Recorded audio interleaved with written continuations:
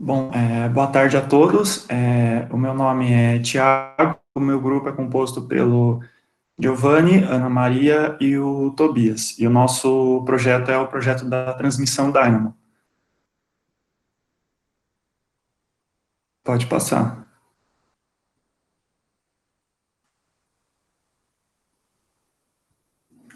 Então, os tópicos que nós iremos apresentar é o projeto informacional, árvore de projeto, árvore de funções, DFMEA do subsistema, DFMEA dos componentes, matriz de custo, esboço, folha de cálculos, vista explodida, lista de itens e desenho técnico. Pode passar.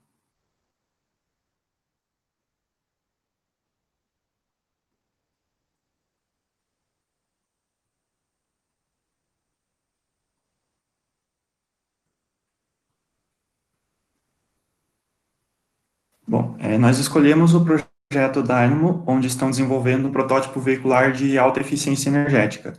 Os principais componentes são engrenagem motriz, da saída do motor, engrenagem movida e eixo da roda e a correia.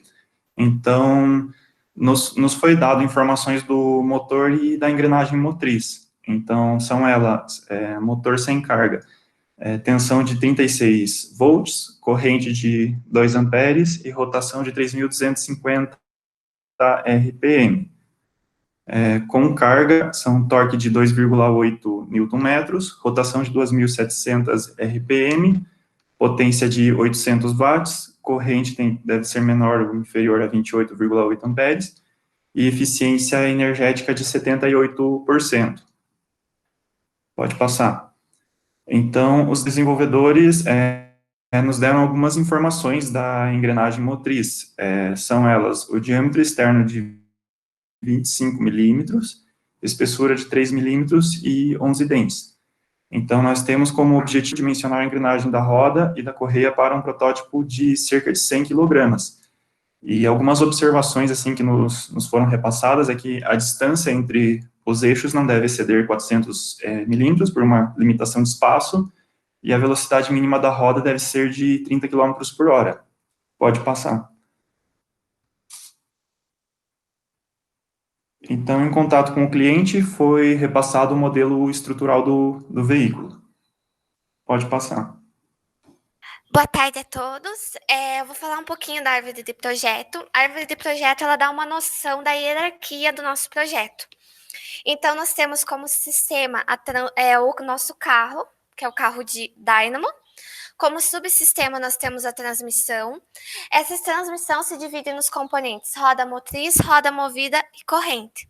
A roda motriz, por sua vez, se divide em eixo do motor, roda dentária de 11 dentes, elementos de fixação e a roda movida se divide em roda dentada de 52 dentes, rolamento, eixo traseiro e elementos de fixação. E a corrente, por sua vez, se divide em placa externa, placa interna e elementos de fixação. Pode passar. E daí, então, nós temos a árvore de funções, que ela vai dar a função de cada um desses elementos que eu falei. A transmissão, qual é a função dela?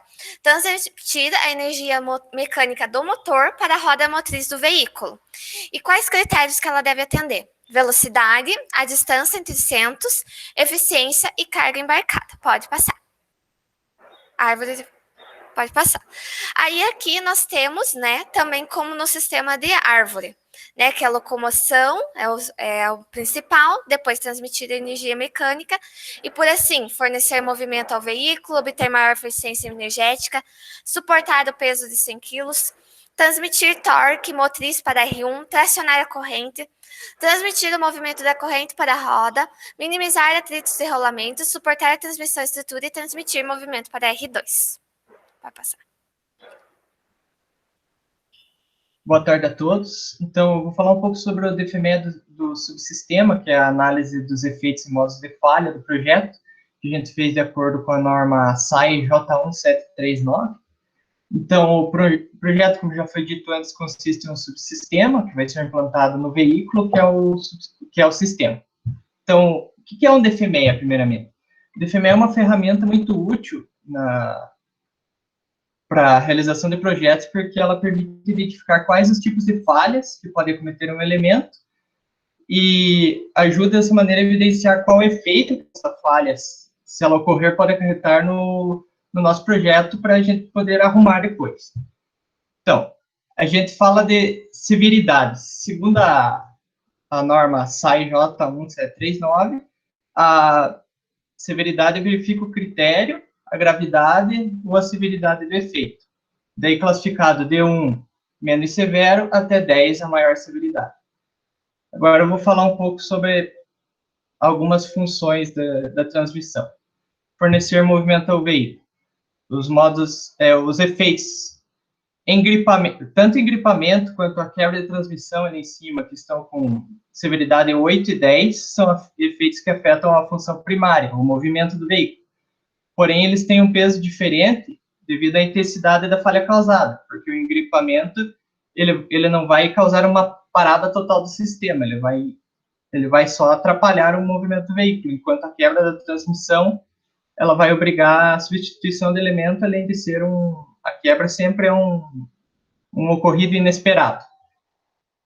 A corrente forçada, que tem uma severidade 3, é uma severidade baixa, considerada um descontentamento, à primeira vista não causa uma falha, ela gera um desconforto no sistema, ele opera, mas ele não vai operar de maneira ideal, por isso ela tem uma severidade 3.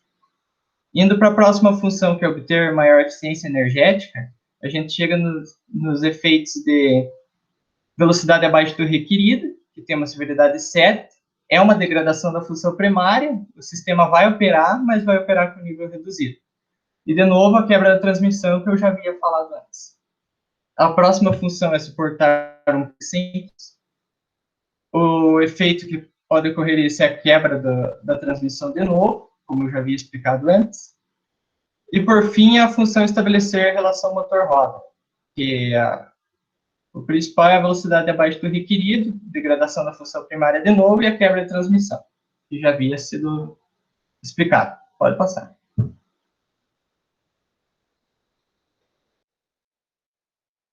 Como o Giovanni já explicou o que é o DFMEA, eu vou falar um pouquinho sobre o DFMEA dos componentes.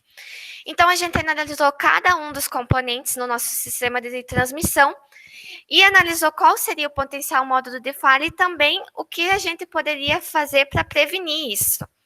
Então, falando primeiramente da roda dentada movida. A função dela é transferir movimento da roda motora para a roda livre. Um potencial módulo de falha que a gente analisou foi corrente com tensão inadequada.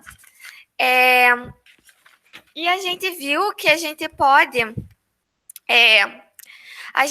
fazer o que para uma ação recomendada para isso seria redimensionamento do elemento. E assim a gente baixaria também o RPN. E o que é o RPN? É o número de prioridade de risco, que seria o quanto teria risco antes da gente fazer a ação recomendada e depois. A gente analisou que antes, por exemplo, ela teria um RPN de 48 e depois seria para 16. A corrente, a função requerida da corrente é transferir força de rotação entre rodas dentadas motriz e movida, um potencial módulo de falha, corrente com tensão excessiva, e a gente, uma ação recomendada, né, era uma tensão de corrente adequada. Pode passar. Pode passar. O eixo do motor. A função requerida do eixo do motor é transmitir movimento do motor para a roda dentada, girando 3.250 RPM sem carga e quando carregada 2.700 RPM. Um potencial módulo de falha que a gente analisou foi desalinhamento quando submetido à carga. E a gente fez que uma ação recomendada seria desalinhamento, né, no caso, quando submetida à carga, e a gente viu que uma ação, né, seria uma lubrificação dos rolamentos. Pode passar. O eixo do motor foi o que a gente analisou que vai ter o maior RPN. Elementos de fixação. A função requerida é unir as peças de forma fixa ao móvel. Um potencial módulo de falha é o desgaste. E a gente viu que Uma ação recomendada seria uma inspeção visual, né, para a gente ver se está correndo desgaste. A rodilha, a função requerida é amortecer o impacto do engrenamento, potencial modo de falha, também um desgaste, e a gente fez que uma ação, né, recomendada seria verificar o funcionamento da corrente. Pode passar. Aí a gente tem a roda dentada R1. A função requerida é transferir energia motriz do motor para R2. Um potencial modo de falha seria não transferir essa energia, né? E uma ação recomendada, né, é realizar um controle detectivo. O rolamento, a função requerida dele foi transmitir rotação do eixo e reduzir o atrito entre as partes. Um potencial modo de falha que a gente analisou foi o travamento. E uma ação recomendada é verificar a lubrificação e, se necessário, trocar o rolamento. Pode passar.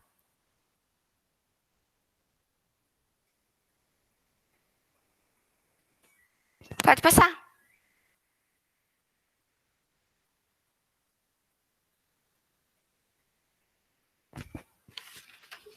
Então, agora eu vou falar um pouco sobre a matriz de custos, né? Sempre quando envolve dinheiro é muito importante, né? A questão do orçamento.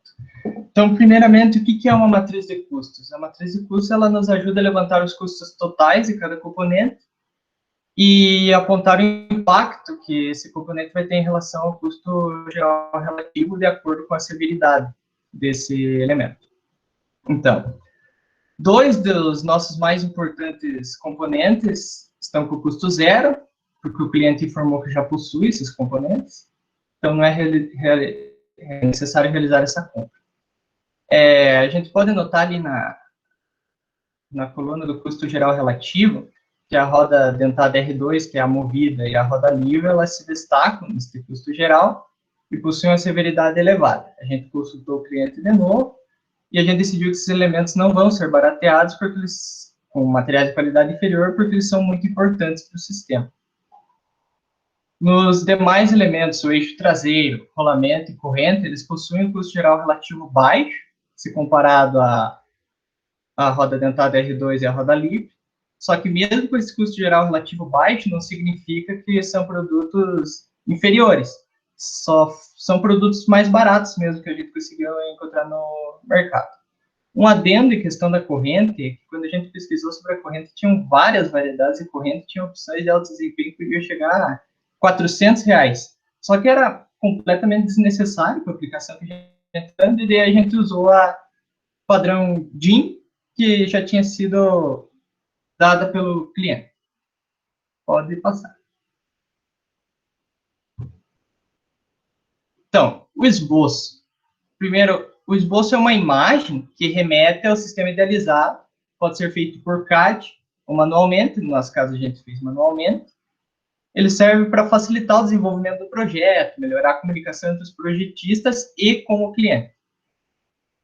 Com o esboço também a gente pode imaginar se os componentes escolhidos eles acoplam perfeitamente, se necessitam adaptações, e nesse esboço a gente conseguiu identificar a necessidade de um acoplador, porque a roda dentada movida não se acoplava à roda livre do cubo.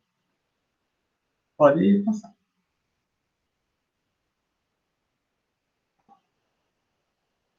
Falando agora um pouquinho sobre a folha de cálculos, a gente teve alguns dados de entrada que já foram dados para nós pela equipe Dynamo, que foi o número de dentes, que seria da R1, que seria 11 dentes, a rotação máxima do motor sem carga seria 3.000 RPM, o diâmetro externo da roda dentada motriz, que seria 25 milímetros, diâmetro do eixo do motor, 6,35 milímetros, potência do motor, 800 watts, diâmetro da roda traseira seria 20, e velocidade linear na roda traseira seria 30 km por hora.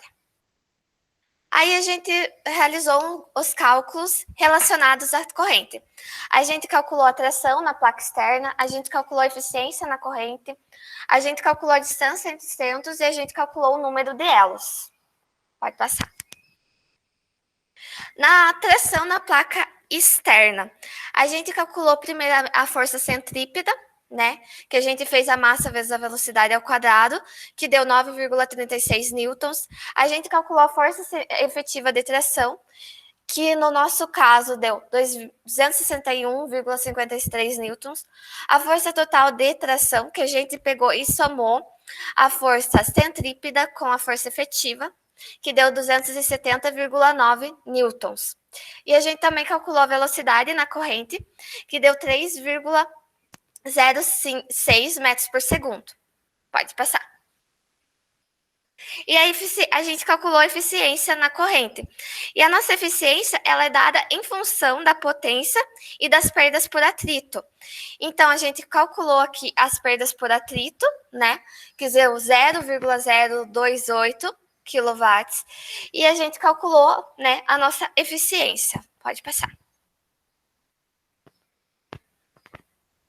E a gente também calculou a distância entre centros, né? Nós tínhamos uma distância já recomendada, e como a roda tem 0,254 metros de raio e deve ser maior que R2, então o C escolhido foi de 300 milímetros. E o número de elos a gente calculou pela razão entre o comprimento e o passo na corrente.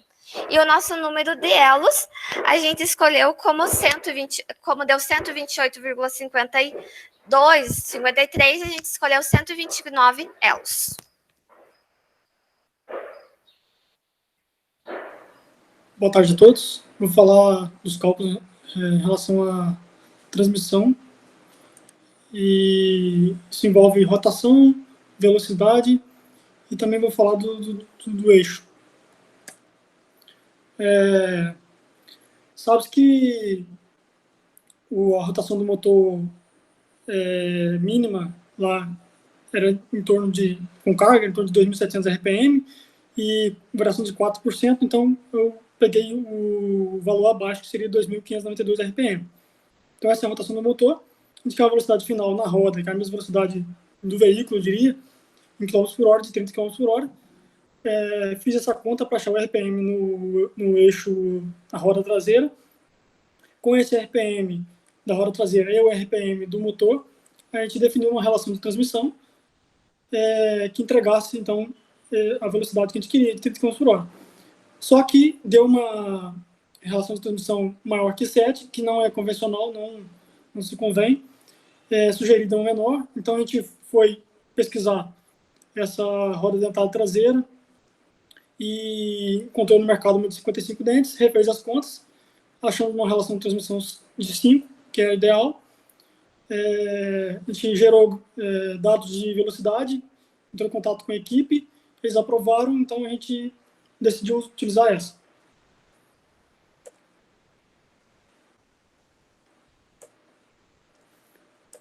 Então essa foi a tabela de velocidades.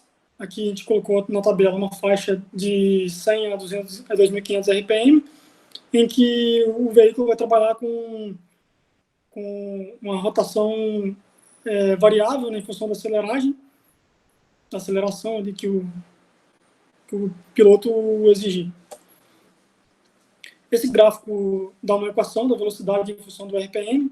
No caso, quando o motor estiver com 1.477 RPM, ele atinge a velocidade de 30 km por hora, que é a velocidade exigida pela equipe do Dyno. E a velocidade máxima seria quando o motor atingisse a velocidade máxima com carga, no caso, velocidade angular, a rotação, 2.592 RPM, ele atingiria a velocidade máxima de 52,58 km por hora. Vou falar então dos cálculos do eixo. Diagrama de esforço cortante, achar a seção mais solicitada e calcular qual seria o diâmetro mínimo ali que suportaria essa carga. Então, na vertical a gente tem o carregamento, que é o peso do veículo, mais o peso do piloto, que, segundo os dados, as informações, é em torno de 100 kg. Fazendo a conta, daria 490 Newton. E no outro plano, que seria o plano que tem a corrente tracionando, temos uma força da corrente que a Ana citou, de 270,9 newtons. Então, fazendo o diagrama de esforço, A gente tem ali que a força está mais ou menos concentrada próximo de onde seria a tração seria exigida, no caso, nos dois planos. E, então, a solicitação seria nesse ponto, a maior solicitação, a gente vai calcular baseado nesse ponto, que é o ponto mais crítico. A gente sabe que o veículo tem 3 rodas, e então a massa está bem distribuída, né?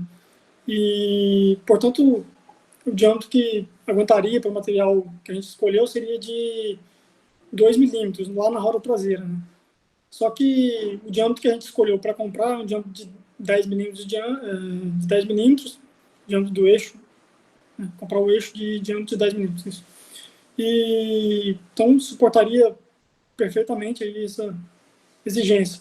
Contanto que também a gente não vai achar no mercado um eixo de 2 milímetros que não acoplaria ao cubo da roda e aos rolamentos.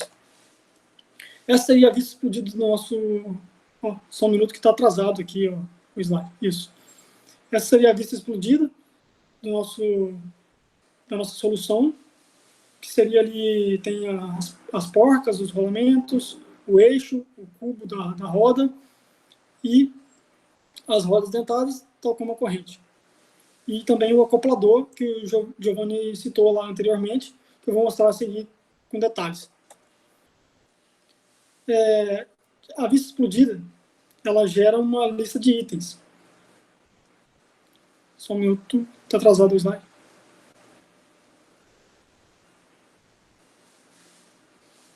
Apareceu a lista de itens?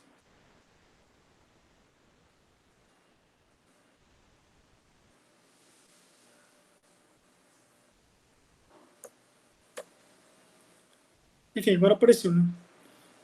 Então, cada componente lá da vista explodida, o programa gera uma tabela para cada item daquele, para cada componente, e automaticamente ele puxa a descrição, a quantidade, o material, a massa, e o usuário, no caso nosso, podemos colocar informações a respeito do fabricante, referência técnica, que facilita para comprar esses equipamentos e realmente levar para a prática esse projeto. Então, o acoplador seria essa peça aqui, e seria montado dessa forma. Ele vai acoplar aos canais que tem na roda livre do cubo e vai ser preso na roda dentada movida. Ele pode ser fabricado pela própria equipe no laboratório da universidade, se for de interesse, ou terceirizar esse serviço. Ele pode ser feito por torneamento ou fresamento, pode ser feito por fresamento ou por torneamento. A condição de usinagem dele seria tolerância geométrica de concentricidade, para ele ficar bem concêntrico, para não ter aquele trabalho dentro de uma circunferência sem ter desalinhamento. E seria essa tolerância geométrica seria de 0,3 ali, em torno do diâmetro.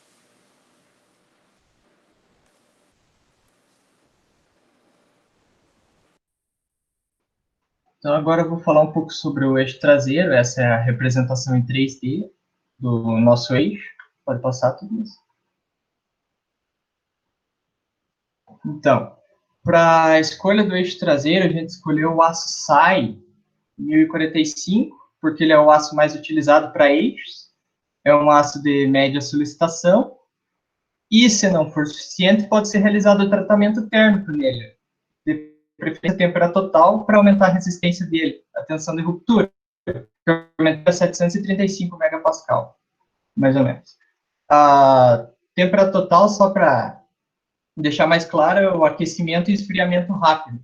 No caso, o aquecimento ele tem o objetivo de organizar os cristais de metal, que é uma fase chamada austenitização, e o esfriamento brusco visa obter a estrutura martensita, que dá a resistência ao aço. O processo de fabricação, se quiser fabricar o eixo, é questão de torneamento, com as laterais, fazer um rosqueamento M10 para ser compatível com a rosca do cubo. Pode passar. Então, né, o eixo vai servir de suporte para a roda, ele tem 200 milímetros de comprimento, e nas áreas de apoio, né, do suporte, um diâmetro de 15 milímetros. Ele vai ter, na hora de fazer, né, na hora do atorneamento, um batimento total de 0,1 milímetro, que é esse símbolo que vocês estão vendo aí, que é uma variação máxima admissível, que não pode ultrapassar. O que é o batimento? O batimento, ele representa a variação máxima admissível da posição do elemento, considerado ao gerar a peça de uma rotação em torno do eixo de referência, para evitar a vibração, basicamente. Tolerância a eixo rolamento, a gente pegou das normas NBR 6158, para a questão de peças móveis, uma em relação à outra, a gente escolheu a tolerância de J6, que é uma tolerância de carga normal, em caso comum, de peças que giram ou deslizam sobre anéis ou guias.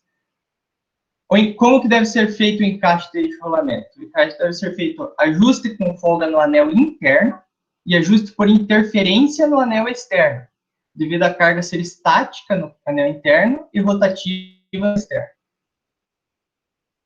As tolerâncias de usinagem, com as normas NBR 8404.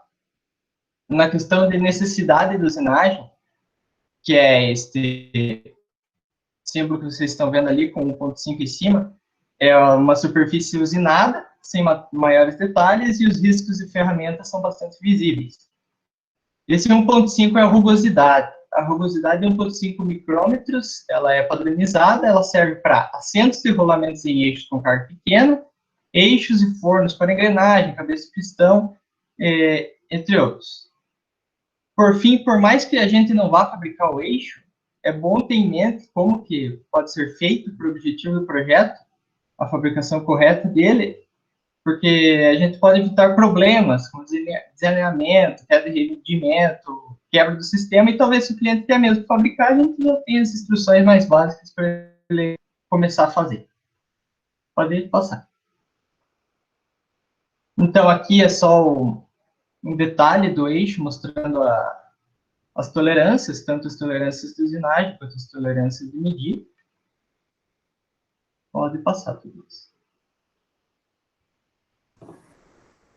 Bom, então falando um pouco sobre o desenho técnico das rodas dentadas, ele foi desenvolvido no Solid Edge, com o auxílio da ferramenta referência de engenharia, onde, dadas as informações de número de dentes e de redução, o software calcula ambas as rodas dentadas.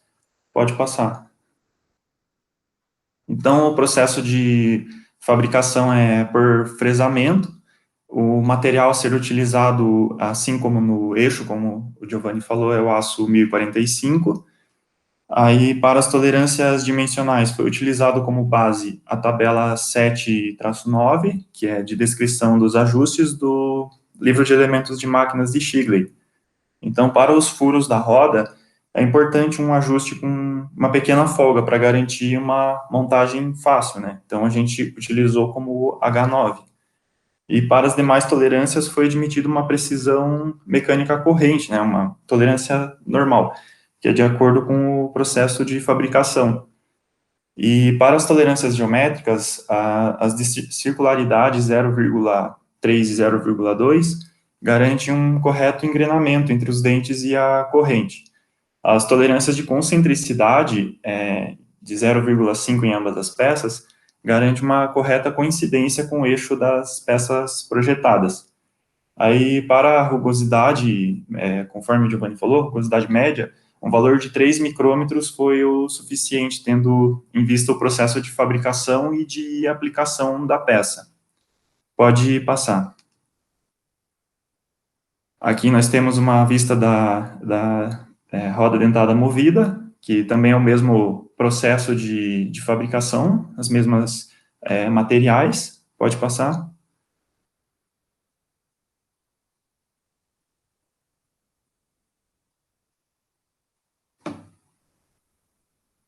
E aqui é o nosso sistema 3D montado. Então, ele é uma representação, né, do conceito final do produto. A roda, ali na vista traseira do sistema, a roda da direita está ligada ao motor, que transfere movimento pela corrente até a roda movida, né, está à esquerda ali, ou mais para trás, né, do desenho. onde é acoplada ao cubo ali que está ligado à roda traseira. Pode passar.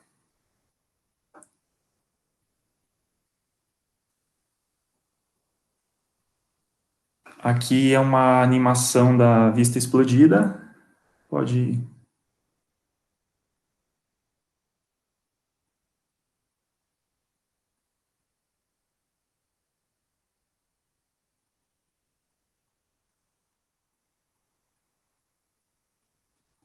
Ali segue, né, a sequência de montagem, né? Como você pode ver na animação.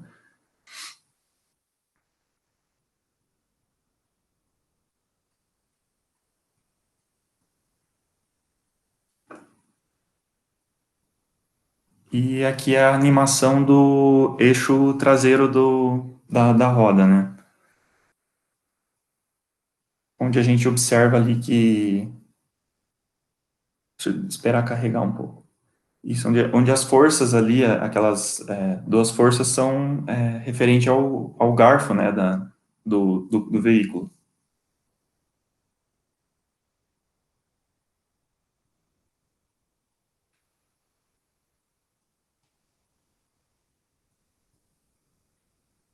E aqui é uma animação, né, o protótipo é em funcionamento, né, em movimentação.